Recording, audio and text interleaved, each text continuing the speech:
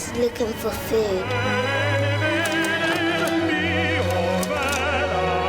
Looks like the girl's a princess. Holding a stick with someone's head on it.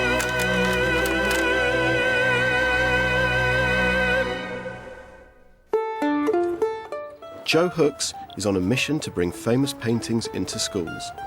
Today, she's at St John the Baptist Primary School in Bromley. She believes learning how to appreciate art contributes to the whole curriculum.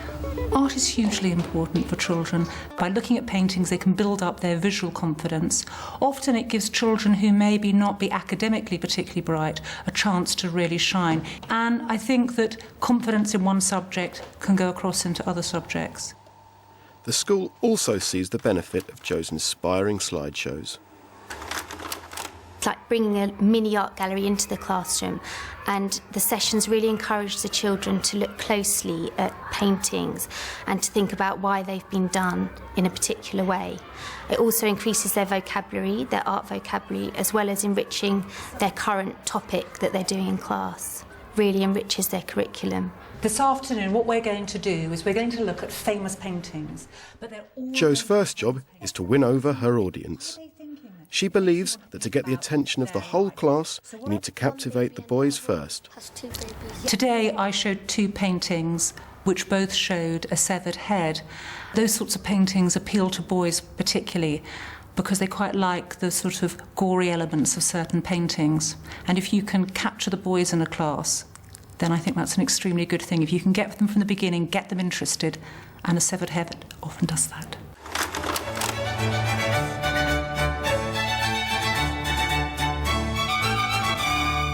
You need to look around, try and work out who the main characters might be.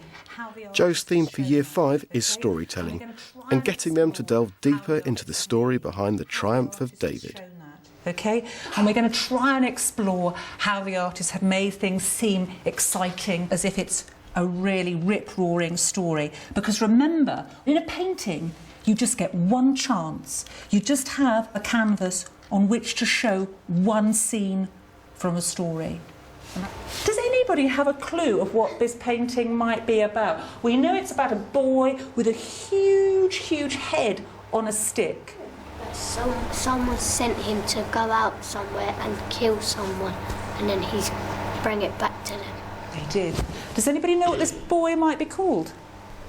Well, this is a story from the Bible, and it's the story of David and Goliath. For getting the children to look at the paintings, these paintings belong to everybody, and it's important that the younger generation appreciate them and can learn how to look at them and go and see them in galleries and museums because they are theirs. They need to go and look. Part of Jo's method is to take the children's thoughts outside the painting itself. Would you paint this scene? Would you paint the scene that's the celebration afterwards? I would paint when he was cutting off his neck. I'm with you. I'm definitely with you. I would do the bit where it's and to get the blood spurting. Yep. I would do the bit when the stones hit him. When the stones hit him.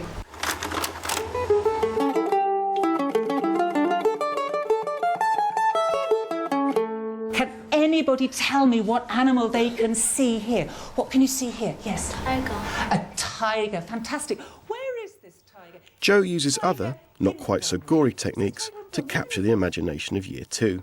And a tiger is an exciting opener for her animals theme, but not to be taken at face value. Have a look at his face. What do you think he's doing in the jungle? It looked like he's looking for food. Does anybody think differently? Does anybody think that the tiger is doing or feeling something else? What's the weather like in the jungle? What's the weather like? Yes. It's raining. It's raining. Excellent. I think he looks scared of the lightning and he's afraid. You can see that he's running from the rain because cats don't like rain. Cats don't like rain. Excellent. Jo leads them into the jungle atmosphere to suggest a different way to experience the painting. Just hold on a minute, guys. Let's try and think of the sounds that we can hear in this painting. OK. Could somebody give me a sound for this painting? What sound is that? It's the sound of the thunder. The tiger running through the grass. Can you make the noise, though, with your mouth? Pitter, pitter, pitter, pitter. Pitter, patter, pitter, pitter. Brilliant. OK, so will you start off now, please, with the rustling? All of you, go on. Rustle, rustle, rustle, rustle, rustle, rustle, rustle, rustle, rustle. Can you do some clapping? And some rain. Pitter, patter, pitter, patter, pitter, patter. Come on. And again. And one more.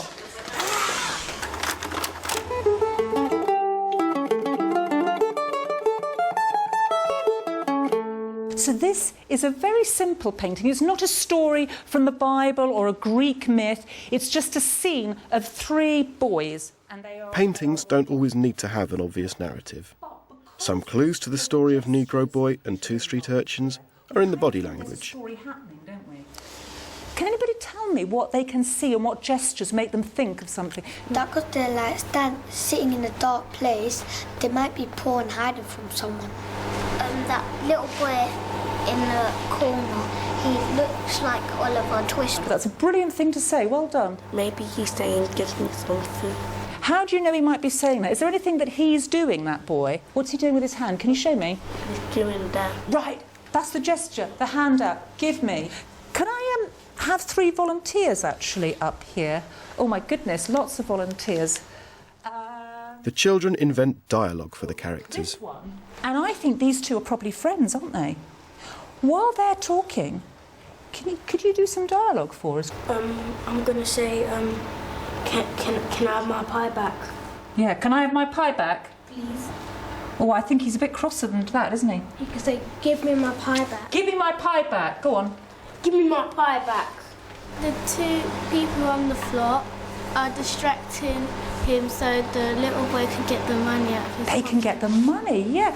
I think that the boy that's standing up is saying, I've got some money in my pocket, so I could swap it for the pie. Some of the pie, he could be, yeah. With these sessions, you can have them at the beginning, at the start of a topic, to kind of kick the topic off, or have it halfway through, or have it towards the end. Often I've put them up towards the end, so we've had our external trip out, and then it's just a really nice way of sort of lifting the topic again towards the end of term.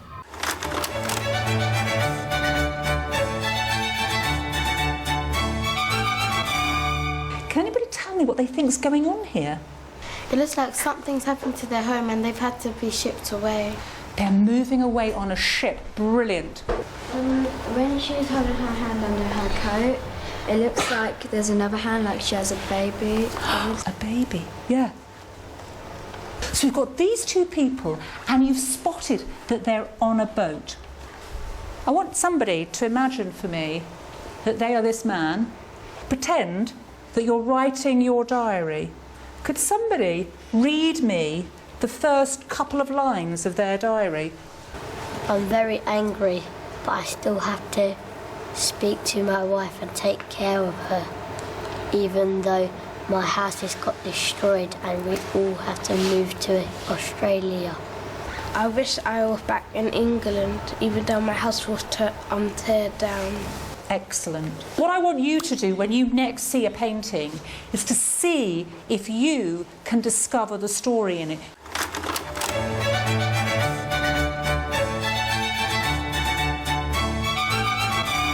How do we know that this horse isn't flying? Back with Year 2, Joe helps them with details that they might otherwise overlook in Stubbs' whistle jacket. Is there? Around the outside of this horse, there's just that same colour. You need to look really, really carefully here. There's a shadow. There's a shadow. Excellent. The shadow tells us, doesn't it, that this area must be the floor. How do we know that he's not a wild horse? How do we know that he's kept in a stable? Because really faintly you can see some white on there and it might be horseshoes. It's got white on, so it must be a horseshoe. Excellent. Do you want to come out and paint that on for me? Can you see what she's saying? this little bit here and here is where the light is catching the metal. That's how Stubbs has shown us that these are shoes and that this isn't a wild horse. Well done. Thank you very much. That's brilliant.